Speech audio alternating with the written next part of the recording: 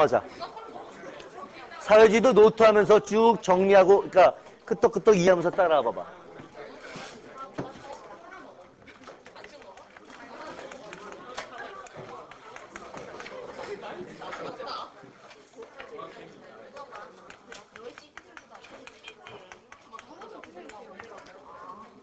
사회주의 사상엔 기본적인 특징이 있는데, 사회주의가 지향하는 기본적인 특징, 첫 번째는 인간을 바라보는 관점이에요. 지난 시에도 설명했지만 자유주의는 말이야. 다시. 자유주의는 사회가 먼저냐 개인이 먼저냐. 사회계약설이 자유주의의 이론적 기초가 되는데 사회가 먼저야 개인이 먼저야. 개인이 먼저야. 자유주의에 따르면 개체, 개인이 먼저 있는 거야. 이 개인이 사회를 형성했다고 바라보게 된다고. 되나? 반면에 사회주의적 인간과는 그런 의미에서 자유주의하고는 정반대야. 사회주의 인간은 개인적, 완전히 철저한 개체로서의 개인만 존재할 수는 없다고 바라보는 거야. 인간은 언제나 사회적 인간. 인간은 언제나 사회적 인간이라고 생각하지. 그래서 인간의 사회적 의존성을 강조해. 다시 한번. 자유주의적 인간관에 따르면 사회 이전에 개인이 있다고 바라본다. 사회 이전에 개인의 독특한 특성이 있다고 바라본다. 사회주의적 관점은 이걸 부정하는 거야. 사회 이전의 개인, 그런 건 존재하지 않는다. 언제나 개인은 사회적으로 형성된 개인이고 언제나 개인은 사회 속에서 존재하는 개인이라는 거야. 내가 사회문화 설명할 때는 그런 설명을 한 적이 있었는데 생각해봐라. 너희들의 꿈이 뭐냐? 너희들이 갖고 싶어하는 건 뭐야? 예를 들어서 내가 카메라 폰을 갖고 싶다는 욕망을 가지고 있다고 생각해보자. 카메라 폰을 갖고 싶다는 욕망. 그 욕망은 내가 만든 욕망일까? 사회가 나에게 주입시켜준 욕망일까? 사회가 나에게 주입시켜준 욕망이라는 거야. 사람들은 이 욕망이 나만의 욕망이고 나의 개성이라고 착각할지 모르지만 그건 개인의 착각일 뿐이고 그 개인이 가지고 있는 욕망이라는 건 그건 사회적으로 심어진, 사회적으로 형성된 욕망이라는 거야. 너희가 만약에 50년 전에 이 땅에 살고 있다면 50년 전에 살고 있었다면 카메라 폰을 갖고 싶다는 욕망을 갖는 게 불가능했을 거야. 왜? 그때는 사회적으로 그 욕망이 형성될 수가 없었기 때문인 것이지. 만약에 법대에 가서 나중에 사법고 씹어가지고 판사나 검사가 되고 싶다는 희망을 가지고 있다고 치자. 그 포부, 내가 만든 포부일까? 사회가 나에게 심어준 포부일까?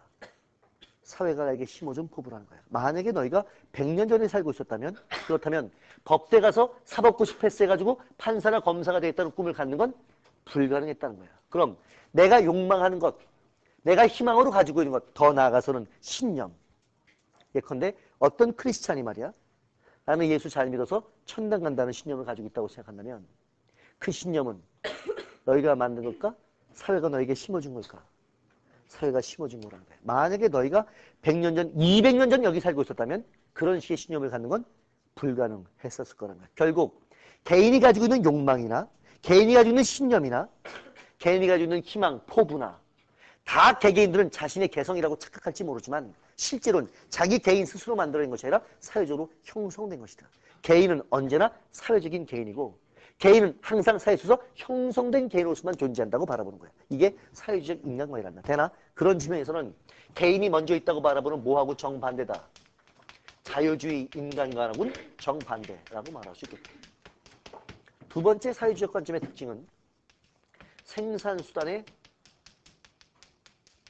사회화야. 생산성을 공유하는 걸 지향하는 걸 우리는 사회주의 사상 또는 공산주의 사상이라고 부르죠. 생산수단의 사회화. 질문해보자. 조금 어려운 말이 등장했어? 생산수단이 뭐야? 생산수단. 생산하는 데 필요한 수단. 예를 들면 자본주의 경제에서 자본주의 경제는 좀 복잡하니까 조선시대를 생각해보자. 조선시대 때 생산물은 주로 농업생산물이었었겠죠? 주로 농업생산물이 주된 생산물일 텐데 자, 농업생산물이 생겨나기 위한 생산수단 가장 중요한 생산수단은 뭘까? 농기구가 있어야 되지. 쟁기도 있어야 되고 괭이도 호미도 있어야 되지? 그치, 농기구 말고 또 있어. 뭐가 있어야 되나? 땅이 있어야 돼. 땅이 근본적이야. 농기구 없으면 손으로 파도 되지만 땅이 없으면 농사를 지을 수가 없잖아. 땅, 토지가 가장 중요한 생산수단이야. 토지, 농기구. 그 다음에 또 뭐가 있다? 소. 소. 그치. 소도 일종의 넓게 보면 생산수단. 그치? 노동력을 보충해주는 도구라고 말할 수 있으니까. 그러면 자본주의 사회에서 가장 중요한 생산수단은 뭘까? 자본이야. 그 자본이 물질적으로 표현된 게 뭐야? 공장, 기계, 설비. 이게 다 생산수단이지 않냐? 그치? 생산수단인데 이 생산수단을 사회적으로 소유하자는 거야. 다시 말하면 생산수단을 개인이 소유하지 말자는 거야. 왜? 생각해봐라. 어떤 사람이 조선시대 때 땅을 자기 개인이 다 가지고 있어봐. 이 사람이 생산수단을 가지고 있죠. 그럼 생산수단을 못 가진 사람들은, 다시 말하면 뭐가 없는 사람들, 땅이 없는 사람들은 먹고 살려면 어떻게 해야 돼? 땅이 있는 사람을 찾아가야 되지. 찾아가서 뭐라고 부탁해야 돼? 나 땅 요만큼만 빌려줘서 여기서 농사 좀 짓게 해주세요 라고 부탁해야 되는 거야. 여기서 농사 좀 짓게 해주세요. 그리고 농사 진 다음에 반은 당신 들고 농산물 중에 반만 내가 먹을게요. 나 농산만 좀 짓게 해주세요. 이러고 부탁을 하는 거야. 반 주고 반 가는 걸 국사시간에 뭐라 배웠지? 병작 반수라고 배웠어. 근데 이렇게 되면 어떤 일이 벌어지나 봐봐. 땅이 있는 사람은 노동을 해야 안 해? 노동을 안 하는 거야. 땅이 없는 사람은 뭐 해야 돼? 노동을 해야 돼. 그리고 자기가 100을 노동했어? 그 중에 50은 땅 있는 사람한테 줘야 되는 거야. 이걸 노동력의 착취라 그래. 50은 땅인에게 줘야 되고 그냥 뺏기는 거야. 거기 가서 농사 짓고 자기는 열심히 해서 100을 했는데 얼마밖에 못 먹어. 50 먹고 50은 그냥 뺏기는 거야. 땅이 있는 자는 땀 한 방울 흘리지 않고 노동 한 번 하지 않고 50씩 뺏어 먹으니까 50씩 10명한테 뺏어 먹으면 500을 뺏어 먹게 된다고. 이게 착취고 이 착취가 불평등의 시작이라는 거야. 이 말 이해가 되냐? 다시 말해볼게. 생산수단이 있는 자는 뭘 안 해도 되고 노동 안 해도 되고 생산수단이 없는 자는 생산수단이 있는 자에게 끌려가서 뭐 해야 돼? 노동을 뼈 빠지게 해서 지 노동한 것 중에 일부를 빼앗게 되는 거냐. 돼? 이게 불평등의 시작이라는 거야. 자본주의 사회를 생각해보자고. 공장과 생산 설비를 가지고 있는 자는 뭘 안 해도 돼? 노동을 안 해도 돼. 생산수단이 없는 자는 가서 몸을 팔아야 되는 거야. 나 일 좀 시켜주세요. 일 시켜. 월급 주는 대로 받을 테니까 일 좀 시켜주세요. 생산성이 있는 자는 노동을 안 해도 되고 생산성이 없는 자는 노동을 해야 되는데 노동한 대가 중에 일부는 또 어떻게 해야 돼? 뺏겨야 돼. 이걸 착취라고 말하고 이 착취가 불평등의 기원이라는 거야. 되냐? 따라서 이 착취와 불평등을 없애기 위해서는 생산수단을 누가 갖지 말자? 개인이 갖지 말자는 거야. 생산수단을 한 사람 한 사람이 갖게 되면 어떤 놈은 생산성이 있어서 일 안 하고 배불리 먹고 살고 어떤 놈은 생산성이 없어서 뼈 빠지게 일하고 뺏기는 구조가 만들어지니까 이걸 없애려면 생산수단을 개인이 갖게 하지 말자. 생산수단을 누가 소유하자? 사회가 소유하자는 거야. 사회 전체가 소유하자는 거야. 사회 전체가 생산수단을 가지고 있어. 그럼 모두 가서 뭐 해야 돼? 모두 뭐 해야 돼? 노동을 해야 되는 거야. 모두 일해야 되고 일한 거는 일한 만큼 나눠 가지면 되지 않겠냐라는 거야. 그럴 때 불평등 없어지고 그럴 때 인간이 인간을 착취하는 게 없어진다. 따라서 생산수단을 어떻게 소유하자? 사회적으로 소유하자. 다시 말하면 사유재산을 어떻게 하자는 거야? 폐지하자는 거야. 이걸 어떤 무식한 자들은 사회주의 사상가들이 사유재산 폐지하자라고 말해서 예컨대 빤스도 내 빤스 네 빤스 구별하지 않고 뭐 나눠서 입고 안경도 내 안경 네 안경 구별하지 않고 나눠서 쓰고 사회주의는 적어도 이런 천박한 사상이 아니란다. 빤스는 내 빤스야. 안경도 내 안경이야. 옷도 내 옷이야. 근데 저기서 말하는 사유재산은 뭘 말하는 거야? 생산수단을 말하는 거란다. 생산수단을 개인이 갖지 말고 생산수단을 사회가 소유하자는 거야. 됐나? 그래야 사람이 사람을 착취하는 관계가 없어진다라는 게 사회주의 신념이었던 거란다. 오케이인가? 사회주의의 세 번째 특징은 그래서 사회주의는 물질적 생산보다는 생산의 공정한 분배를 중시 여기는 평등한 관계와 정의로운 분배. 물질적 생산보다는 정의로운 분배를 중시 여기는 사고방식. 이게 사회주의의 기본 특징이라고 말할 수 있을 텐데 결국 사회주의 사상은 왜 싹트는 거야? 사회가 평등할 때 생겨나 불평등할 때 생겨나 불평등할 때 생겨나는 거란다.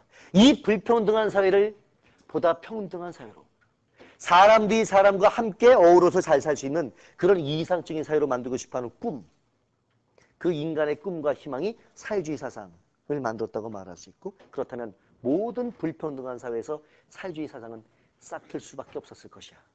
사회주의는 현대만 생겨난 거 아니고 근대만 생겨난 거 아니야. 아주 옛날에도 불평등했잖아. 그 불평등한 모든 시대에 사회주의의 단초들이 있었단다. 예를 들면 고대 사회주의, 중세 사회주의가 있어. 고대 사회주의 사상의 서양적인 근원 중에 하나는 플라톤이라는 친구야. 우린 플라톤 배운 적 있었지. 플라톤은 계급을 세 개로 구별했었어. 복습, 이성이 풍부해서 지혜를 갖춘 자, 철학자, 열정이 있어서 용기를 배운 자, 전사, 욕망의 절제를 배운 자, 생산자. 지혜와 용기와 절제가 조화를 이뤘을 때 정이고, 철학자와 전사와 생산자가 조화를 이뤘을 때 무슨 국가다? 이상국가다. 플라톤이 생각했던 이상국가. 내가 사상세석 요 뒤에는 내가 설명하지 않았던 것 같은데, 플라톤이 생각했던 이상국가. 플라톤이 이상국가의 계획서를 발표했어. 이상국가란 이런 모양이 된다. 이런 모양이 된다는 청사진 계획서를 발표했어. 그 플라톤이 발표한 계획서가 유명한 국가라는 책이야. 대학 들어가면 읽어볼 기회가 생길 거야. 플라톤의 국가, 책 제목이 국가야. 국가, 리퍼블릭, 국가라는 책인데, 국가라는 책에 보면 이상국가는 이래야 된다고 플라톤이 제시했던 것 중에 아주 재밌는 사상들이 몇 가지가 있어. 그 중에 하나가 여성 공유제야. 정말 이상적이겠지. 여성 공유제야. 그럼 자식이 누구 자식인지 알 수가 없어. 누구 자식인지 알 수가 없어야 가족의 기질을 뛰어넘을 수 있다는 거야. 누구 자식인지 알 수가 없어야 가족의 기질을 뛰어넘을 수 있고, 그 누구 자식인지 모르는 국가의 자식은 국가의 자식이야. 이 국가의 자식은 의무교육기관에 2350년 전에 플라톤이 제안한 게 의무교육제도야. 국가가 주도하는 의무교육제도가 있어. 이 의무교육제도에 모두 집어넣어서 똑같이 국가가 양육하는 그런 제안을 해. 그리고 통치계급은 자신의 사상을 이해관계에 치우쳐서는 안 되기 때문에 통치계급은 재산을 가져선 안 된다는 거야. 통치계급의 재산 공유제야. 재산 공유제라고 말할 때 플라톤의 이상국가, 사회주의 사상의 싹이었다 이렇게 말할 수 있다는 거지. 이해가 되냐? 이 사회주의 사상의 또 싹이라고 말할 수 있을 만한 것 중에 하나가 초대교회란다. 예수가 세상을 떠나시고 난 다음에 사도들을 중심으로 해가지고 예수님을 믿던 신자들이 모여서 공동체를 만들었어. 이걸 초대교회 공동체라 그래. 이 초대교회 공동체에서는 말이야, 모든 사람들이 개인 재산을 갖지 않았단다. 자기가 모든 재산을 다 내놓는 거야. 다 내놓고 사도가 그 재산을 갖다가 관장하고, 사도가 재산을 공동분배해. 공동소유, 공동분배 정신. 이 초대교회 정신도 사실은 공산주의적 사상의 한 원형, 공산주의 사상의 한 싹이었다라고 말할 수 있다는 거라. 꿈은 뭐야? 꿈은 사람이 사람을 착취하지 않는 평등한 세상에 대한 꿈, 그 꿈이었던 거란다. 이해가 돼? 그 다음에 그 사상의 싹이 됐던 것 중에 하나가 토마스 모어라는 친구죠. 토마스 모어, 유토피아는 아주 유명하죠? 유토피아야. 유는 없다는 뜻이죠. 토피아는 사이트, 장소란 뜻이니까 없는 곳, 없는 장소란 뜻인데 보통 이상향을 말할 때 유토피아라고 말하지. 토마스 모어가 말하는 유토피아 역시 공동생산, 공동소유, 공동분배가 이루어지는, 그래서 사람들이 서로 착취하지 않고 재산을 공유하는 그런 사회를 꿈꿨었는데, 이게 다 고대, 그 다음에 중세까지 있었던 사회주의의 초기의 싹이었다고 말할 수 있고, 사회주의란 이렇게 불평등을 해소해서 평등한 이상세를 만들어 보려고 했던 꿈, 그런 희망, 그런 인류의 포부였다 이렇게 말할 수 있을 것이다. 한국에도 사회주의적 사상의 단초를 제기한 유명한 학자가 있다는 걸 아나? 마침내 감동하지. 그 사람이 이렇게 말해. 토지를 여장을 중심으로 해서 토지를 갖다가 분배하고 난 다음 마을 단위로 누구야? 정의하기관. 이걸 무슨 제라 그래? 여전제라 그래. 여장은 관리 일을 하고 모든 사람은 똑같이 일하죠. 누구나 공동 노동을 하는 거야. 공동 노동을 해. 그리고 노동한 일수를 계산하죠. 노동한 일수에 따라서 분배할 때는 뭐에 따라 분배해? 노동한 일수에 따라서 분배하는 제도. 이걸 정의하기는 여전법, 여전제라고 말하는데, 이 여전제, 노동한 일수에 따라 분배한다. 나중에 마르크스는 이렇게 말해. 능력에 따라 일하고 일한 만큼 분배한다 라고 말하는데 능력에 따라서 일한 만큼 분배하는 게 마르크스가 말하는 사회주의 사회의 원칙인데 그렇게 보면 정약용은 마르크스의 형님뻘 되는 그런 사람이었었던 건데 정약용의 여전제의 꿈도 사회주의적 이상 보다 평등한 사회를 만들어 보고 싶었던 그런 이상의 표현이다 이렇게 표현할 수 있을 것이다. 되나? 이건 이제 고대 사회주의인데 오늘날 의미 있는 근대 사회주의는 공상적 사회주의에서 싹 트죠.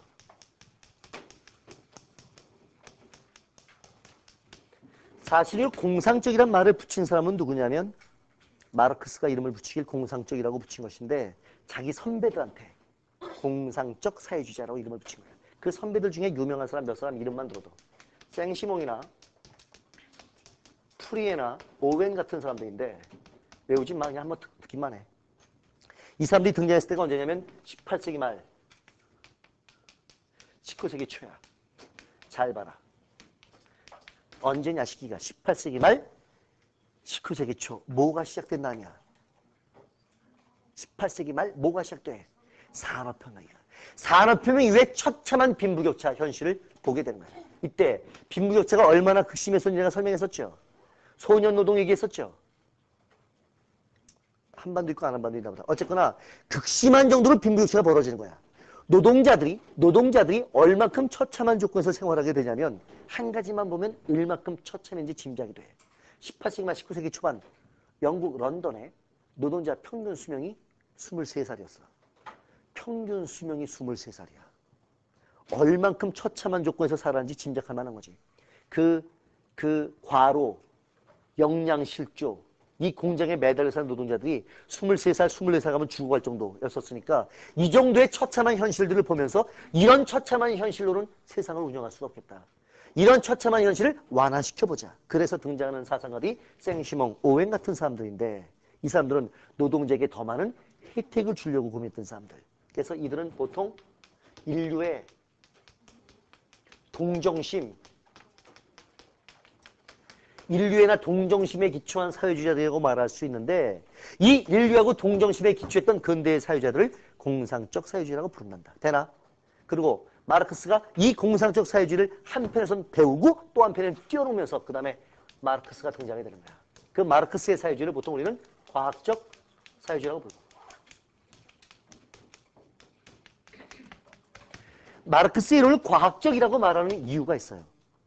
마르크스를 과학적이라고 말하는 이유는 첫 번째, 이 사람들은 왜 노동자들이 이런 비참한 현실에 놓여져 있는지를 이론적으로 설명하지는 못했었던 거야.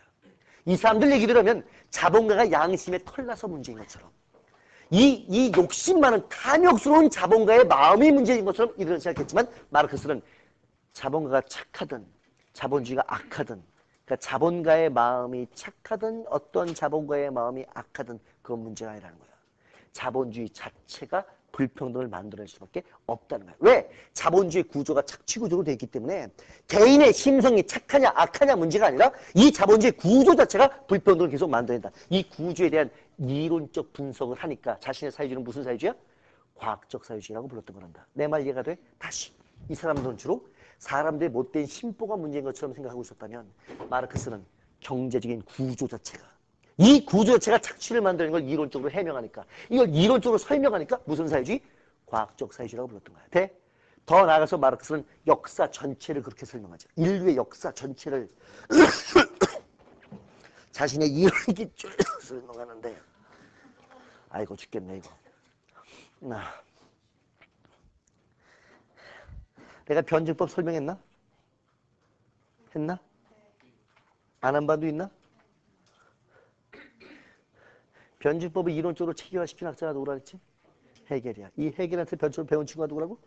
마르크스야. 마르크스는 헤겔의 정신의 변증법을 두지 못 퍼서 물질의 변증법으로 발전을 시켜서 변증법적 유물론을 발전시키고 이 변증법적 유물론은 역사에다 적용시켜.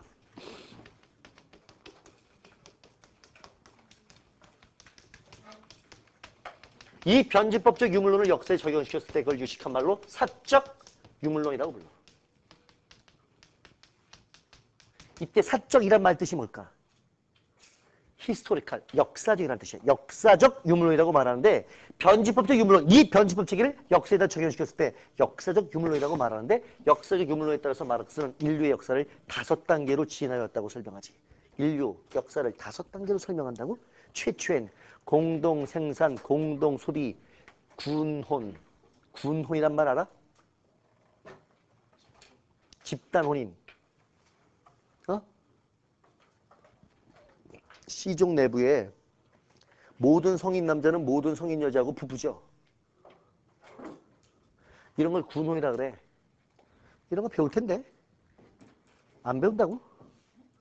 구석기, 신석기 때까지의 생존 방식도 거의 결혼 형태가 군혼이 대표적이었다 그러는데 군혼, 그러니까 집단과 집단 전체가 혼인한다는 거야. 어? 그럼 애 아빠를 알 수가 있어 없어? 없어. 누구나 할 수 있어? 엄마는 할 수 있어. 계보는 아빠를 따라가 엄마를 따라가? 엄마를 따라가. 그걸 뭐라 그래? 그걸 모계라 그러는 거야. 모계 사회가 만들어질 수 있는 조건은 군혼이었던 거야. 되냐? 아, 돼? 그 시대를 원시 공산제라 그래요. 마르크스는 그걸 원시 공산제 사회라고 불러. 이 원시 공산제 사회에서 신석기 농업혁명 이후에 이걸 내가 이론적으로 차근차근 설명할 시간이 없는데 조금만 설명할까? 신석기 농업혁명이 일어났어. 농업혁명이 일어났어? 그러면 생산성은 높아져? 낮아져? 생산성이 높아져. 생산성이 높아지게 되면 그러면 아주 중요한 변화가 생기는 거야. 생산성이 높아지니까 생산물 중에 먹고 남는 게 생겨나죠. 좋아. 기왕 말 시작했으니까 설명을 해보자. 신석기 농업혁명이 일어났어. 농업혁명이 일어나니까 생산성이 어떻게 됐다고? 높아졌어. 생산성이 높아지니까 생산된 생산물 중에 먹고 어떤 게 생겨? 남는 게 생겨. 이 먹고 나머지 생산물 그걸 뭐라 불러? 잉여 생산이라고 불러. 먹고 남는 게 생겨나. 먹고 남는 게 생기려면 두 가지가 발생해. 잉여 생산 때문에 발생하는 게 두 가지야. 뭐가 생길까? 먹고 남는 건 점점 쌓이지. 점점 쌓이니까 재산이 줄어? 쌓이는데 재산이 늘잖아. 재산이 늘어나면 나중에 네 목, 내 몫이 나눠지기 시작하는 거야. 네 목, 내 목, 뭐가 분류되기 시작해?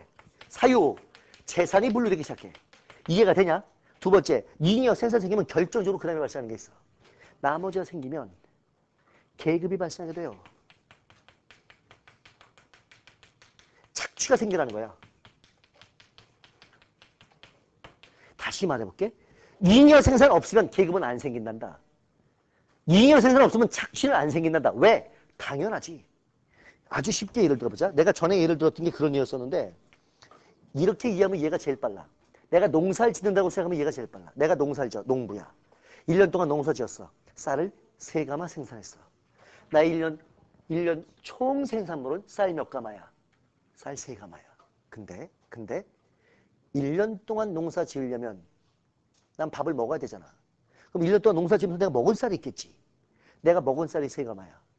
자, 1년 동안 쌀 3가마 먹고 일했어. 가을에 쌀 생산해서 몇 가마 나왔다고? 3가마 나왔어. 이때는 잉여 생산이 없는 거야. 되나? 이해가 되나? 근데 생산성이 높아졌어. 비료 뿌렸고 농기 가지고 밭도 잘 갈았어. 그래서 1년 농사 열심히 지었어. 가을에 쌀이 10가마가 나왔어. 난 여전히 1년 동안 쌀 몇 가마를 먹어? 3가마 먹어. 이제 몇 가마가 남아? 그 7가마를 뭐라 한다고? 그걸 잉여 생산이라고 부르는 거야. 이 잉여 생산이 생기면 뭐가 생긴다고? 착취, 계급이 생긴다는 거야. 잉여 생산 없으면 계급이 안 생겨. 왜? 잉여 생산 없을 때 쌀 3가마 생산되는 시절. 이 쌀 3가마가 생산되는 그 시절에 내가 어디 가서 노예를 한 놈 잡아왔어. 이 노예를 잡아다가 노예를 열심히 일시켰어. 채찍으로 막 때리면서 일을 시켰어. 가을에 노예가 쌀을 생산해서 쌀 몇 가마 나왔어? 3가마 나왔어. 문제는 노예도 1년 동안 일시키려면 얘도 뭘 먹여야 돼? 밥 먹여야 돼. 얘가 처먹은 쌀이 몇 가마야? 3가마 먹었어. 가을에 노예가 생산한 게 몇 가마야? 3가마야. 내가 노예만 보고 있으면 난 어떻게 돼? 굶어 죽게 되는 거야. 노예 때릴 기운이 안 생기지. 왜? 뺏어먹을 게 없어지는 거야. 이 말 이해가 되냐? 쌀이 10가마가 생기면 이젠 조건이 달라지는 거야. 생산성 높아져서 쌀 10가마 시대가 됐어. 노예를 한 놈 잡아왔어. 채찍으로 때려서 일 시켰어. 1년 지났어. 쌀 10가마 나왔어. 노예는 몇 가마 먹이면 돼? 3가만 먹이면 돼. 난 앉아서 몇 가만 먹어? 7가만 먹게 돼. 잉여 생산이 생겨야 뭐 할 수 있다고? 착취할 수 있다는 거야. 착취할 수 있을 때 뭐가 발생한다고? 계급이 발생한다. 이 말 이해가 되겠냐? 되냐? 농업은 언제 시작됐다고? 신석기 말에 시작됐어. 신석기 말에는 생산성이 높았을까? 낮았을까? 낮았을 거야. 그러다가 청동기로 넘어가자. 도구가 정교해지기 시작하죠. 생산성이 어떻게 돼? 무지하게 높아지는 거야. 다시 말하면 사유재산은 언제부터 생긴다고? 청동기 때부터 생긴다는 거야. 내 말 이해가 됐어? 됐어? 계급은 언제부터 생긴다고? 청동기 때부터 생긴다는 거야. 됐어? 여기 이해가 돼? 그러니까 청동기의 무덤 형태가 달라지잖아. 청동기에 등장하는 가장 중요한 무덤 형태가 뭐야? 고인돌이야. 고인돌은 신석기나 구석기 땐 때려 죽여도 안 나와. 왜? 고인돌이 누구의 무덤이니까? 군장, 이건 뭐가 발생한 거야? 계급이 발생한 사회니까 고인돌 나오려면 어느 시대까지 가야 되는 거야? 청동기 넘어가야 고인돌 나올 수 있는 거지. 됐어? 됐어? 조금만 더 가봐봐. 사유재산과 계급이 언제 생겼다고? 청동기 때 생겼어. 근데 이거가 생기면 그러면 아주 중요한 게 생겨난다. 사유재산이 발생하면 사람들의 중요한 관심사는 내 재산을 어떻게 하는 거야? 지키는 거야. 사유재산 발생하면 이 재산을 지키는 게 목숨만큼 중요해져요. 그래서 사유재산 발생하면 이제 이런 규칙이 등장해. 남의 재산 몰래 훔쳐가면 안 된다. 이런 규칙이 등장하는 거야. 그냥 규칙 가지고는 안 되지. 누가 어길 수도 있으니까 강력한 규칙이 필요해. 남의 재산 몰래 훔쳐간 놈은 곡식 12배로 배상시킨다. 아니면 남의 재산 몰래 훔쳐간 놈은 감옥에서 3년 동안 썩힌다. 이런 식의 처벌 조항이 만들어지는 거야. 사유 재산 만들어지자. 이 사유 재산을 지킬 수 있는 강제적 규칙이 필요해지게 된다. 그 강제적 규칙, 그게 뭐가 될까? 그게 법률이 되는 거란다. 되냐? 돼? 에? 계급이 발생해도 마찬가지야. 계급이 발생했는데 야, 한번 생각을 해봐라. 노예제도가 생겨났는데 너희가 주인이야. 너희가 주인인데 노예가 말이야. 매일 아침 너희 쳐다볼 때마다 노예가 너희 만날 때마다 노려보면서 인간 위에 인간 없고 인간 밑에 인간 없지. 노예가 맨날 이러고 개겨봐. 깝깝할 거 아니야. 그치? 이 계급제도를 유지하려면 노예가 개기지 못하게 해야 돼. 그러니까 또 뭐가 필요해져? 법이 필요해지는 거야. 주인 노려보는 노예는 눈가를 뽑는다. 이런 식의 법을 만드는 거야. 주인한테 개기면 때려 죽인다. 도망가다 잡히면 찢어 죽인다. 이런 식의 남의 노예 몰래 꼬셔가기 없기. 이런 식의 규칙들이 만들어지는 거야. 그 규칙이 뭐가 된다고? 그게 법이 되는 거란다. 그리고 이 법을 어긴 자를 처벌해야 돼. 법을 어긴 자를 처벌해야 돼. 이걸 처벌하기 위해서 공동의 권력, 공권력이 만들어지는데 이 법률과 공권력이 뭐 때문에 생긴다고? 사유재산과 계급 때문에 생겨나게 되고 이 법률과 공권력에 의해서 등장하는 게 뭐냐면 국가라는 게 등장하는 거란다. 정리해보자. 앞으로 와. 이쪽으로 해서 앞으로 와. 그 안쪽에 앉을 수 있도록 하나 도와줘봐. 그리고 여기도 안으로 밀어서 하나 더 앉을 수 있게 해줘봐.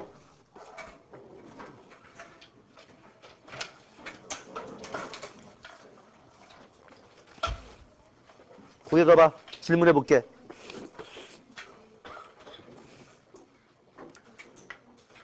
대답해보라고. 국가는 언제 이후에 생겨난다? 청동기 이후에 생겨난다는 거야. 이해가 돼? 왜? 뭐가 발생한 조건에서 생겨나니까? 사유재산과 계급이 발생한 조건에 의해서 국가가 탄생하니까 국가는 뭐 이후에 등장한다? 청동기 이후에 등장한다. 이렇게 말하게 되는 거야. 오케이? 와, 그럼 한 가지만 더 배워볼까? 국사를 선택을 하거나 안 하거나 1학년 때 국사를 배웠을 거 아니야. 오케이. 고구려, 백제, 신라 정도는 알 거 아니야. 들어봤겠지. 좋아. 삼국시대 고대 국가가 완성되는데 이 고대 국가가 완성되는 것의 첫 번째 지표가 뭐였는 줄 아나? 율령반포였던 거야. 율령반포야. 율령이 뭐야? 그 법령이야. 이 법률 체계가 완성될 때 뭐의 완성? 국가의 완성이라고 말하는 거야. 고대 삼국이 완성되는 두 번째 지표는 중앙, 불교를 수용해요. 근데 불교를 왜 수용해? 그럼 불교 자체가 중요한 게 아니야.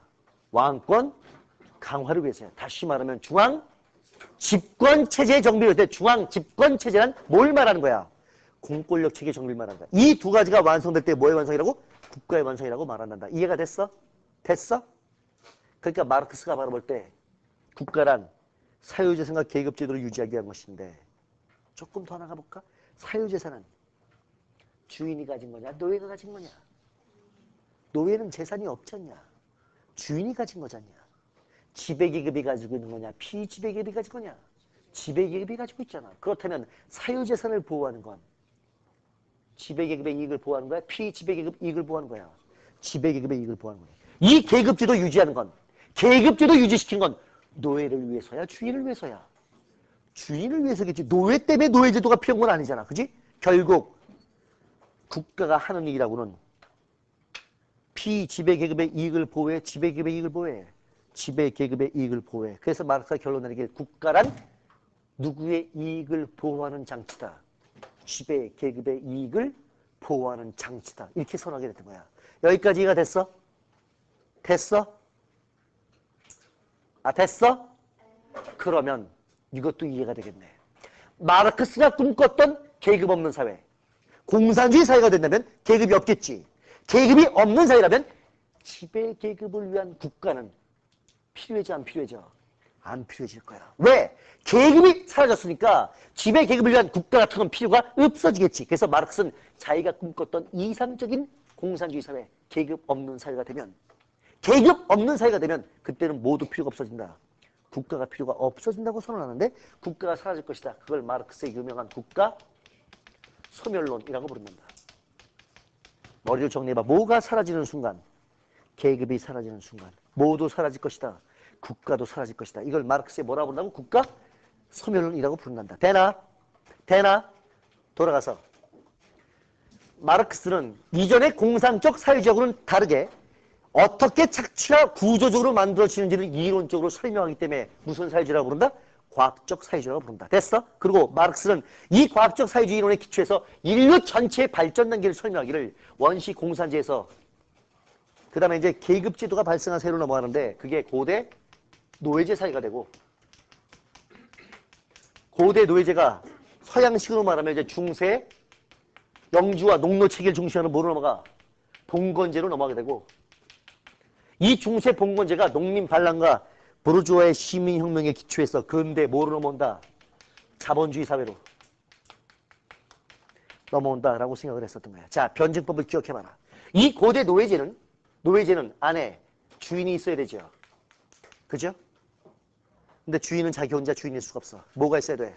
노예가 있어야 돼. 주인과 노예의 관계. 우리는 이걸 뭐라고 불렀지?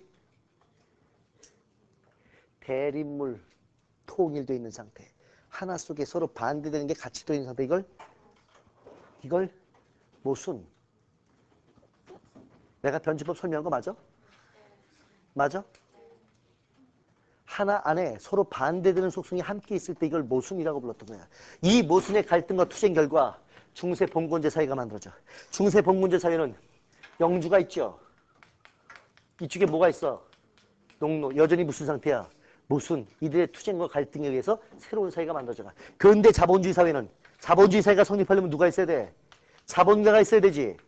자본가 자기 혼자 존재할 수가 없어. 누가 또 있어야 되나? 노동자가 있어야 돼. 역시 무슨 상태야? 모순. 이 모순의 갈등과 투쟁 결과 이제 새로운 사회로 발전한다. 이 자본주의가 새로운 사회로 발전한 게 뭐라고? 그게 사회주의, 공산주의 사회로 발전한다. 그래서 인류는 1단계 원시 공산제, 초기적인 자연상태 가까운 사회에서 계급 발생하면서 고대 노예사회로, 이 노예사회의 계급 투쟁 결과 중세 봉건사회로, 이 계급 투쟁의 결과 근대 자본주의 사회로, 자본가와 노동자의 계급 투쟁 결과 무슨 사회로? 사회주의로 발전한다. 역사는 무슨 투쟁의 역사다? 계급 투쟁의 역사다. 마르크스가 이렇게 말했었던 거야. 인류의 역사는 결국 계급 투쟁을 통해서 발전되는 역사다. 마르크스가 설명했었던 거지. 이해가 됐나? 됐나? 아, 됐어? 이걸 마르크스가 말한 역사 발전의 5단계설이라고 부르는데 여기서 조금 더 깊게 들어가 보자고. 자본주의에서 사회주의로 넘어가는 과정에 대한 마르크스의 설명을 조금만 더 들어봐. 이런.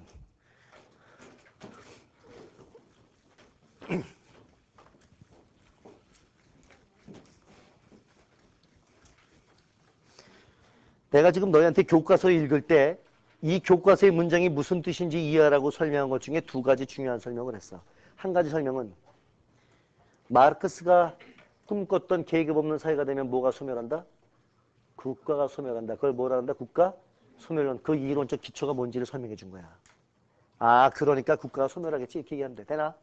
두 번째 내가 뭘 설명한 거냐면 마르크스가 말한 인류의 역사는 계급 투쟁의 역사다. 이 말의 뜻이 뭔지도 설명을 한 거야. 이해가 됐어? 됐어? 조금만 더 가보자고. 우리 교과서가 정말 난삽하게 써 있어. 여러 명이 썼어, 교과서를.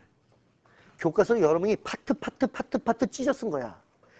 파트를 찢어 쓰다 보니까 중원, 부원, 횡설, 수설 이런 식으로 교과서가 써 있단다. 그래서 맥락 잡기가 어려운데 적어도 내 설명 들은 다음엔 교과서 읽으면서 그 문장들이 이해가 돼야 돼. 자본주의 사회에서 이제 공산주의로 넘어가는데 자본주의에서 사회주의로 넘어갈 때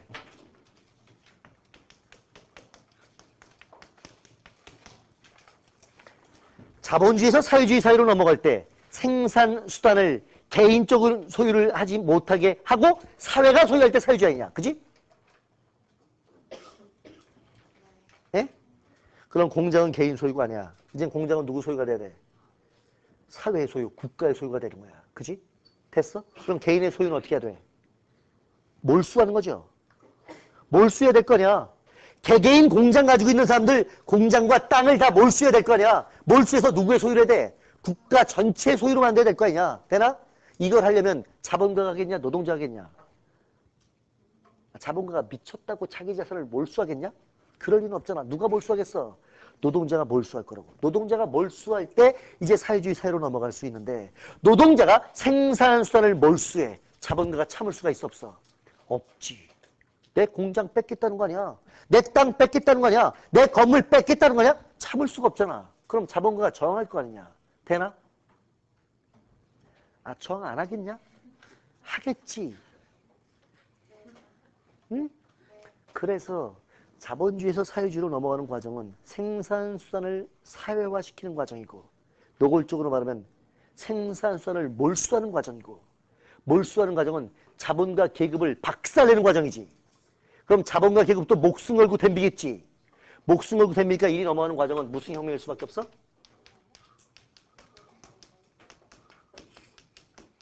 폭력 혁명일 수밖에 없다는 거야. 왜? 자본가의 저항을 막지 못하면 생산수단을 몰수해서 사회적으로 만드는 게 불가능하기 때문에 이 자본가의 저항을 붕괴시키는 과정, 저항을 막는 과정은 폭력적인 혁명 과정일 수밖에 없다. 마르크스는 사회주의로 넘어가는 과정은 무슨 혁명일 수밖에 없다? 폭력 혁명일 수밖에 없다고 말한다. 엥겔스라는 사람은 들어봤어? 마르크스의 영원한 동지였던 엥겔스 말이야. 엥겔스가 유명한 편지에서 그렇게 말해요. 물론 내가 폭력을 예찬하거나 폭력을 찬양하는 것은 아니다. 만약에 자본가들이 순순히 자신들의 생산수단을 사회적으로 소유하게 하고 사회적으로 평등한 형제애를 가지고 사는 평등한 사회를 만드는 데 자본가가 동의한다면 폭력은 필요가 없을 것이다. 나는 폭력을 예찬하는 건 아니다. 그러나 문제는 어떤 자본가 한두 사람은 자기 자본을 갖다가 내놓고 사회적으로 소유하지 않는 데 동의할지 모르지만 대다수의 자본가들은 자신의 자본, 생산선을 내놓는 데 동의할 수 없고 그들은 목숨 건 저항을 할 수밖에 없기 때문에 혁명은 어쩔 수밖에 없다. 폭력적일 수밖에 없다. 엥겔스가 이렇게 말하게 된다. 폭력 혁명론 이해가 됐어? 아, 됐어? 됐어? 두 번째, 그래서 권력을 잡고 생산선을 쫙 뺏었다고 치자. 생산선을 뺏었다고 해서 뺏겼지만 자본가들이 뺏기긴 했지만 그 다음에 고분고분 순응할까? 순응하지 않을까? 부글부글 끓겠지. 그럴 거 아니냐. 부글부글 끓으면서 기회만 남으면 저항할 거 아니야. 기회만 남으면 저항할 거라고. 그렇지 않겠어? 실제로 과거에 소련에서 보면 내전이 일어나요. 소련의 사회주의 혁명 성공 이후에 내전이 일어나는 거야. 지주들이 모여가지고 지주들이 백군을 만들고 이제 그 볼셰비키 군대에 대해서 저항하는 내전을 벌이게 돼. 그 내전을 무찔러 나가야 돼. 무찔러 나가기 위해서는 노동자 계급이 철저하게 독재할 수 있는 힘이 있어야 되는 거야. 노동자 계급의 독재. 그걸 프롤레타리아에 의한 노동자 계급을 프롤레타리아라고 불어. 타리아. 그냥 PT라 그러는데 프롤레타리아에 의한 독재. 이 독재를 통해서 자본가 계급을 분쇄시키고 완전히 생산선을 사회적으로 정착시키는 과정이 필요하다는 거야. 됐어? 됐어? 그럴 때 무슨 사회를 건설할 수 있다? 사회주의 사회를 건설할 수 있다. 마르크스는 이렇게 설명한단다. 되나? 그래서 나오는 게 폭력혁명론과 프롤레타리아 독재라는 개념이란다. 오케이야? 독재를 하지 않고서는 자본과의 저항, 그 뿌리 깊은 저항을 분쇄하면서 사회주의를 건설할 방법은 없다라고 생각을 했었던 거야. 됐나? 오케이. 그래서 사회주의 사회가 만들어져. 이 사회주의 사회는 생산선을 사회적으로 소유했지. 모두가 이제 뭐 해야 돼? 노동해야 되는 거야. 누구나 같이 노동하자는 거야. 함께 노동하자는 거야. 모두가 함께 노동하고 노동한 만큼 나눠 갖자는 거야. 그래서 사회주의 원칙은, 마르크스가 말한 사회주의 원칙은 능력에 따라 일하고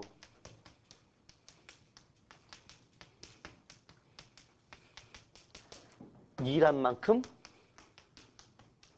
분배하는 거야. 아까 내가 말하길 이게 정약용의 무슨 제하고 일치한다고? 여전제하고 일치한다라고 말했었던 거야. 되나? 사회적으로 소유가 되고 난 다음에 이제 능력에 따라 일하고 일한 만큼 소비하는 게 가능해진다는 거야. 그리고 사회주의가 더 발달해. 고도로 발달한 사회주의.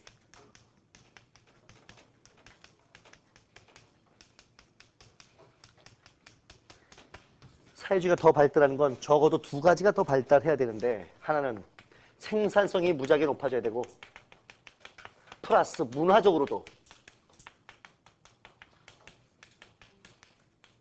이제 내 것만 더 많이 챙기려고 하는 이기심은 점점 뿌리가 뽑히고 서로 함께 살아가는 그 형제애가 중심이 되는 이런 문화적인 토대가 쌓이면 다시 마르크스는 자본주의 사회에서는 인간의 이기심을 끊임없이 자극하기 때문에, 자본주의는 이기심을 끊임없이 자극하기 때문에 저 자본주의 사회에서는 진정한 형제는 불가능하다고 생각했던 거야.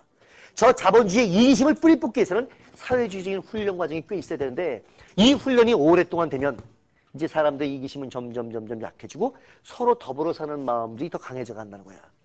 야, 이 말 이해가 되냐?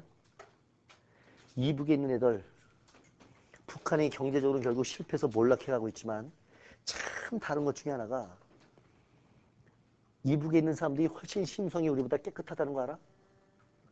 훨씬 맑고 깨끗해. 훨씬 맑고 깨끗해. 그리고 그 사람들은 훨씬 덜 이기적이야. 탈북자들이 여기 와서 적응을 못하는 것 중에 하나가 그 이기심이죠. 사회주의 사회 속에서 함께 생활하면 그러면 인간의 이기심은 굉장히 많이 누그러뜨릴 수 있다. 이제 문화적인 변화도 나타날 것이다. 생산성도 높아지고 이기심도 상당히 누그러뜨리고 공존하고 함께 사는 형제가 넓어지면, 생산성 높아지고 문화적인 변화까지 나타나면 이제 고도로 발달한 사회주의로 접어들게 되는데, 이 고도로 발달한 사회주의를 마르크스는 뭐라고 불렀던 거냐면 공산주의라고 불렀던 거란다. 그래서 사회주의를 과도기 내지는 1단계, 공산주의는 2단계 발전된 사회주의라고 마르크스가 말을 했던 거란다. 됐어? 그래서 보통은 사회주의라는 말과 공산주의라는 말을 섞어서 쓰지만, 보통은 섞어서 쓰지만 굳이 구별하자면 사회주의는 1단계, 과도적인 단계, 공산주의는 발전된 사회주의라고 말하게 되고, 마르크스가 공산주의 사회의 원칙으로 제기한 게, 공산주의 이렇게 발전된 사회가 되면 누구나 능력에 따라 일하고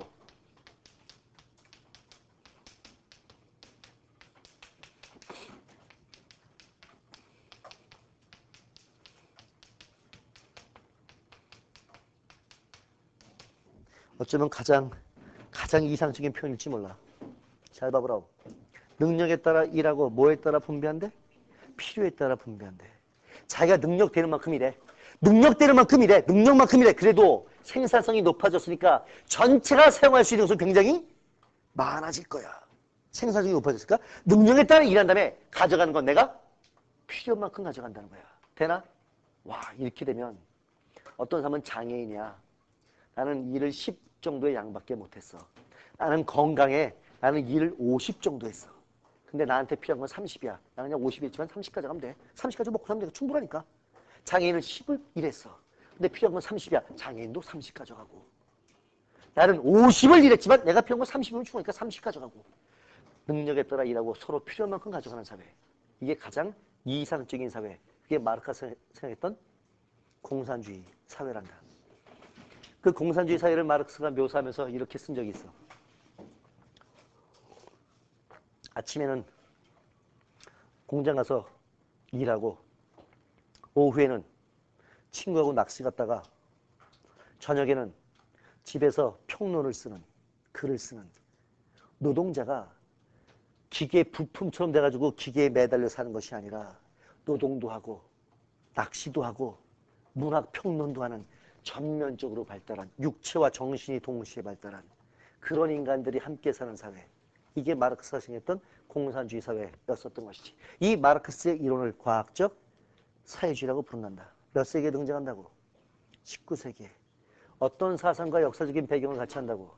공리주의 사상과 역사적인 배경을 같이 한다고. 됐어? 됐어? 아, 된 거야? 오케이. 그러다가 이제 이론으로서의 사회주의, 이론으로서의 공산주의가 현실에 나타나게 되는 거죠. 이론으로서의 공산주의가 현실에 나타난 건 언제야? 1917년이었던 거죠. 1917년. 이론으로서의 공산주의가 현실에 나타난다?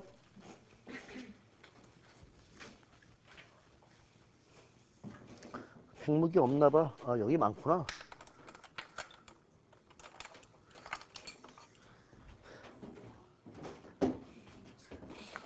번호 몇 번이야? 4번이야?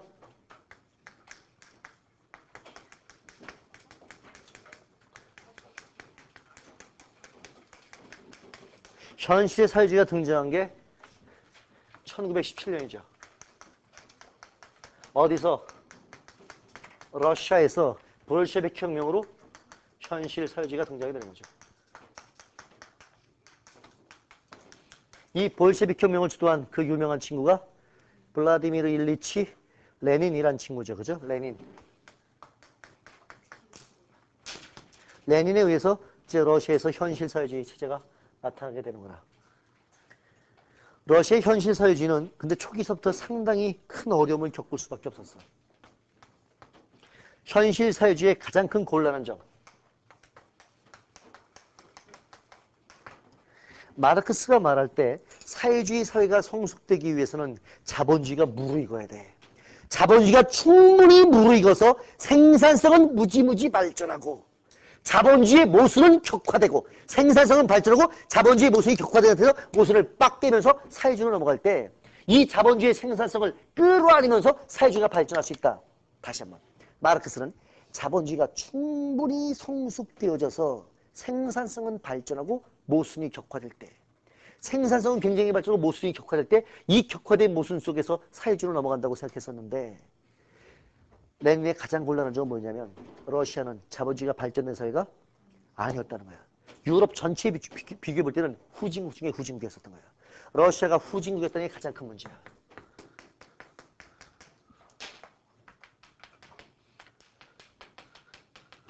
그러니까 아까 마르크스의 말대로 말하면 자본주의의 생산성이 높아지면 경제적인 생산성은 높아졌고 모순이 격화되고 그래서 사회주의로 넘어가야 되는데 그럼 사회주의는 경제적인 생산성을 아주 높은 단계에서 시작할 수가 있겠지? 그런데 러시아는 후진국이었다는 거야. 사회주의화를 위한 생산선의 소유와 생산선의 사회적인 소유 이것만 가지고는 안 되고 후진국이야. 기본적으로 무슨 발전을 시켜야 돼? 경제 발전을 처음부터 시켜야 되는 다시 말하면 산업화를 처음부터 해야 되는 산업화도 주도하면서 그러면서 사회주의화를 해야 되는 이 말 이해가 되냐? 산업화는 사실 자본주의 당에서 이루어졌어야 되는데 러시아는 이게 이루어지지 않았기 때문에 산업화도 하면서 사회주의화도 동시에 되는 이게 레닌의 곤란한 점이었었던 것이고 소련을 아주 힘들게 만들었던 그런 대목이라고 표현할 수 있을 것이야. 돼? 그런데 사실 스탈린 시대 때 스탈린은 이거를 아주 탁월하게 해결한다. 우리는 스탈린 그러면 전체주의 상징이라고만 떠오르고 악마처럼 이미지가 형성되는 경향이 있지만 실제로 나는 스탈린을 좋아하지 않아. 스탈린의 전체주의는 어떤 상황에서도 용납될 수 없고 어떤 변명도 허용되지 않으니까 난 스탈린의 전체주의를 혐오하지만 인정할 건 인정해야 되는데 1930년대 스탈린이 주도한 산업화와 사회주의화를 동시에 추구했던 거 그게 소련 경제를 1년에 30%씩 성장을 시킨단다. 박정희 때 한국 경제가 1년에 10% 이상 성장했었어. 10% 이상. 그걸 고도 그게 몇 퍼센트였다고? 10%였어. 스탈린 때 몇 퍼센트 성장했다고? 30%씩 경제가 뛰는 거야. 야, 생각해봐라. 1917년이야. 지금부터 약 80년 전이죠. 8, 90년 전이잖아. 그지? 그때 러시아는 어떤 상태였다고? 후진국이었어. 여기서 30년 지났어. 30년 전 1950년대 된 거지. 30년 지나니까 러시아가 누구랑 맞짱 떠? 미국과 맞짱 뜰 정도로 가는 거야. 30년 동안 사회주의 경제가 엄청나게 빠른 속도로 성장해 갔었던 거란다. 우리 교과서 쓴 인간들이 헛소리 삑삑하는 대목이 여러 군데가 있어. 사회주의는 이윤동기가 약하기 때문에 생산해봐야 내게 아니니까 일 건성하고 그러면 경제는 침체될 수밖에 없고 그래서 사회주의 경제가 나락에 빠졌다. 웃기는 짬뽕들이야. 교과서 쓴 인간들이 생리빨 완전 거짓말들 하고 있는 거야. 물론 교과서 쓴 인간들이 말한 것 같은 효과가 나타나기도 했었어. 언제? 1960년, 70년, 80년대 나타났지만 이 앞에 사회주의 단계에서는 사실은 정말 소련의 인민들이 그렇게 일어난다. 모두가 모두를 위해서야. 하나는 전체를 위해서 애를 쓰고 전체는 하나하나를 위해서 애를 쓰는 그런 집단주적 농장들이 소련의 경제를 엄청나게 빠른 속도로 키워왔었기 때문에 1950년, 1960년대 소련이 미국과 맞짱 뜨는 게 사실 가능했었던 것인데 장점, 단점 동시에 볼 수가 있어야 되는 거지. 자, 돌아가서 러시아에서 현실 사회주의가 등장했다. 근데 현실 사회주의의 곤란한 점은 아직 후진국이었기 때문에 산업화도 시켜야 되고 동시에 사회주의까지 해야 되는 게 어려운 점이었었다. 되나? 이 정도의 맥락만 기억하면 될 것 같아. 그러다가 이제 사회주의의 길이 다양하게 갈라서기 시작해.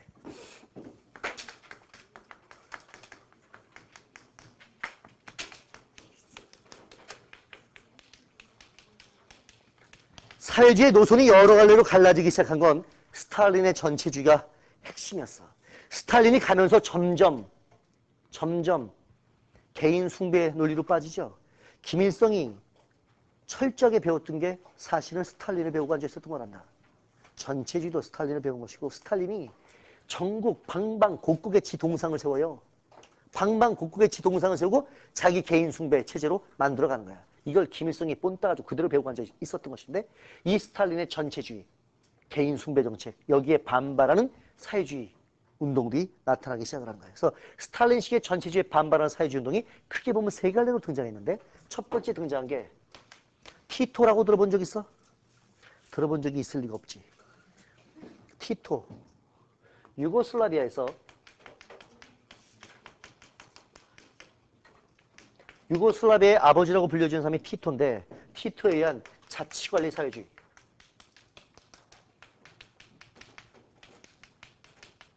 자, 간단하게만 설명할게.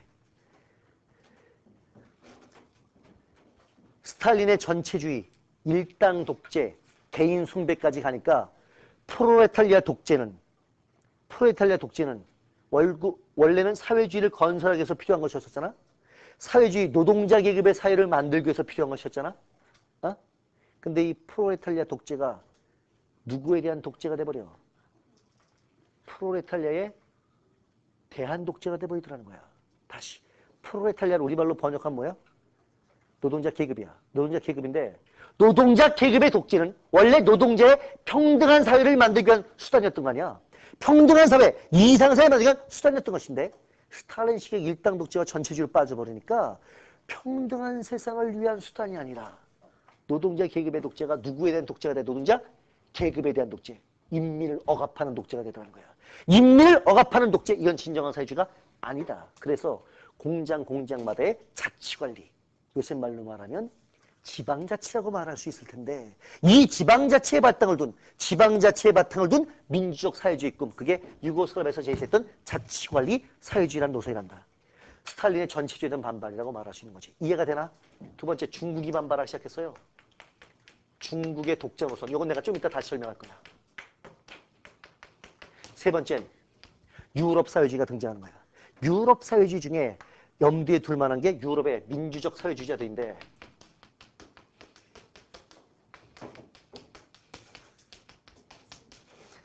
요거는 지금 설명하고 넘어갈 테니까 또 머리에 힘주고 끄떡끄떡 내용이 뭔지 이해해봐. 유럽의 민주적 사회주의, 이 사람들도 배경은 스탈린의 전체주의에 혐오하면서 나온 그런 새로운 사회주의자들을 말할 수 있는데 이 유럽의 사회주의자들은 이전에 정통 마르크스주의하고는 선을 긋기 시작했어. 정통 마르크스주의하고 결별하는 새로운 사회주의 운동을 만들기 시작한 거야. 정통 마르크스주의하고 결별한다? 이 사람들은 뭐하고 결별했냐면 첫째,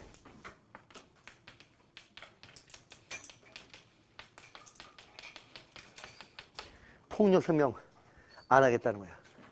폭력혁명은 또 다른 폭력을 낳고 또 다른 폭력을 낳고 결국 혁명은 인간답게 살기 위한 이상적 사회를 위한 것인데 이 폭력혁명은 전쟁의 악순환 속에서 인간의 존엄성만 파괴한다. 우리는 폭력혁명 노선에 반대한다. 그 대신 폭력적으로 혁명하지 않고 평화적인 혁명을 하겠다. 폭력 노선을 포기했을 때 정통 마르크스주의하고 결별이라고 말하는 거야. 되나? 이 사람들이 평화적인 혁명한다고 했었을 때 뭘 통해서 혁명한다고 말했을까?